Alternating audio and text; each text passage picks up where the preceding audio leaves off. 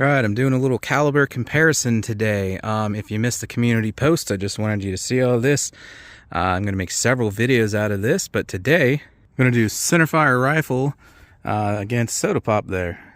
Then I'll also have another one coming up with shotgun slugs. Then we're going to do flower with Centerfire rifle and shotgun and pistol. Cantaloupe, Centerfire rifle, water jugs, Centerfire rifle and shotgun. And whichever ones I miss with whichever types of guns, I'll be getting a version of those up too. But that's everything you have to look forward here to in caliber comparisons: Centerfire rifle, shotgun, and pistols. And I think it's about time I start a caliber comparison playlist. So hopefully by the time you watch this, I'll have that up, so you can go check that out for all the previous ones that you missed if you want. So I know these are all going to blow up, but it's just for fun. So we'll see which one of these makes it blow up the best. So we're going to start out with 223-556 here. This is a Bear Creek Arsenal upper. I'll post a link in the description for the review video on that if you want to check it out. And then I got my Anderson 7.62x39. I'll put a link in the description for that review as well. I also have a video shooting this thing 500 yards. I've gotten this out several hundred yards as well, but I'm going to work on getting this out 500 too in an upcoming video. And then I got my Ruger American here in 270. I'll put a link in the description to review on that. And then my Mossberg Patriot 450 Bushmaster. Also put a link in the description for that as well. So there is your ammunition for those in order from left to right. Got the 223-556 on the left. That is a 55 grain bullet. Then you have a steel case here. It's Tula 122 grain. These are both FMJ. These are not. I'll go over that. You know, a lot of people just shoot FMJ through those. And that and what I have on hand and availability at the local shops and whatnot, that's why I'm going FMJ with those two. But like I said, a lot of people have theirs loaded up with FMJ anyway, so that'll be a good comparison there.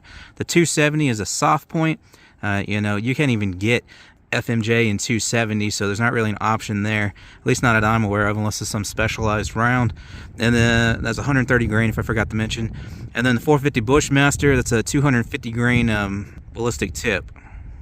So these two, 223-556 and the 7.62x39, which by the way, for those who don't know, that's the AK round. Both of those are FMJ. They would do more damage if they were expanding rounds, but they're not. So it'd be a more fair comparison to these two if they were expanding rounds, because both of these are, but like I said, availability currently, and the fact that probably the majority of people just have their ARs and AKs loaded up with FMJ anyways, I think it would be a good comparison for most people. But just keep in mind, if those were hollow points or ballistic tips or what have you, you would see more explosive damage from those calibers. Alright, so go ahead and get them set up out there on that smaller stump center of your screen there. It's 15 yards. Alright, we'll get started here. We'll go in order: 5.56, 7.62x39, 270 Winchester, and then 450 Bushmaster.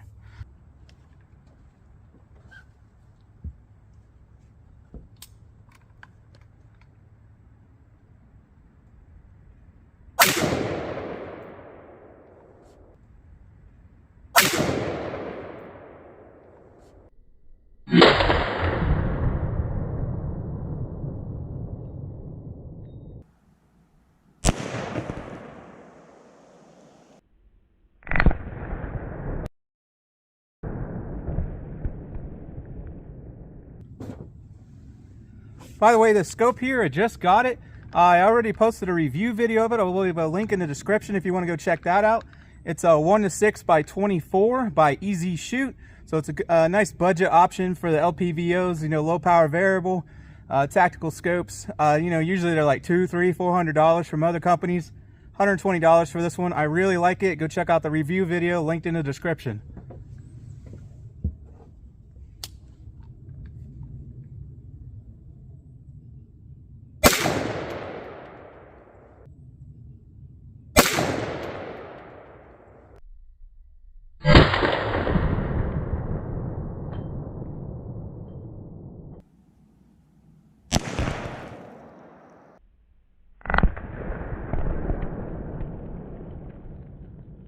I'll have to watch the footage myself, but once again, it looks like 223-556 hit a lot harder than 7.62x39. Had some debate on that on a pumpkin video I did, and people were trying to call it out with shot placement and whatnot. Oh, you hit low, you hit this, you hit that, that's why it didn't do as good. I'm pretty sure that was a good hit. Like I said, I'll have to review the footage, but again, I'm seeing that 7.62x39, it's just not hitting as hard Upon reviewing the footage during editing, the spray looks about the same, but if you notice, the 5.56, it throws the bottle, whereas the 7.62x39, the bottle just kind of falls over. And you'll see the difference at the end of this video too when I show what it looks like.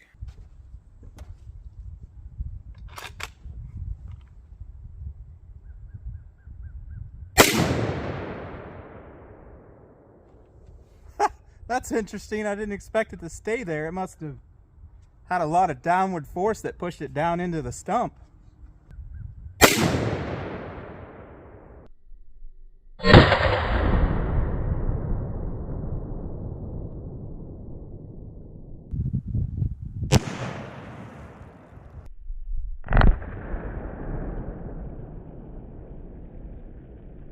I gotta say, that's a first. I've never seen a jug or container of anything liquid just stay there after hitting it with something like that.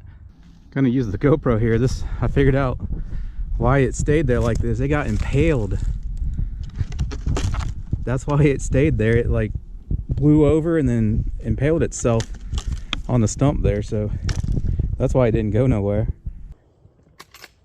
And now for the 450 bow movement.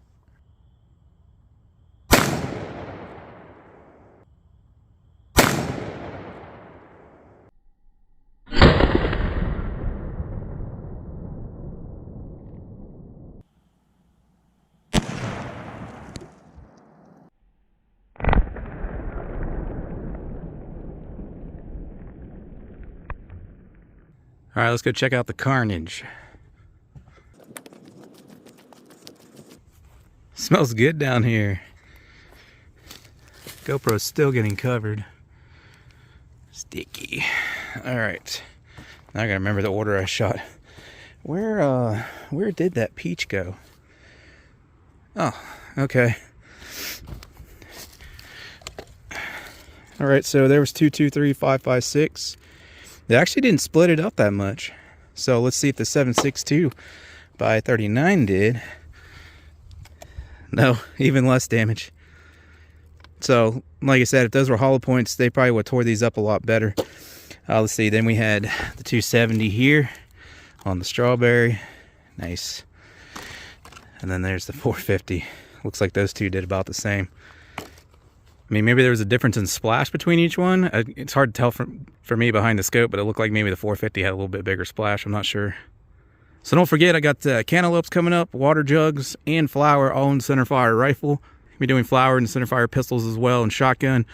Same thing with the water and cantaloupes in due time. So again, check out the playlist I should have up by now, caliber comparisons, to check out more videos like these, the ones you missed if you're just now tuning in. And again, have plenty more coming up, and then I have more ideas after this as well. Also, don't forget, links are in the description for the review video on each one of these rifles in that upper if you want to check that out. Also, link for the review video on that LPVO that was on the 7.62x39. I believe I mentioned earlier, I also have a long-range version on 3 of the 4 of these rifles sitting here. So if you can't find the 400 and 500 yard videos and you'd like to see them, if you cannot find them after searching, just leave me a comment below and I'll post the link up for you. But that'll do it, guys. Thanks for stopping by, and I hope to see you on the next one.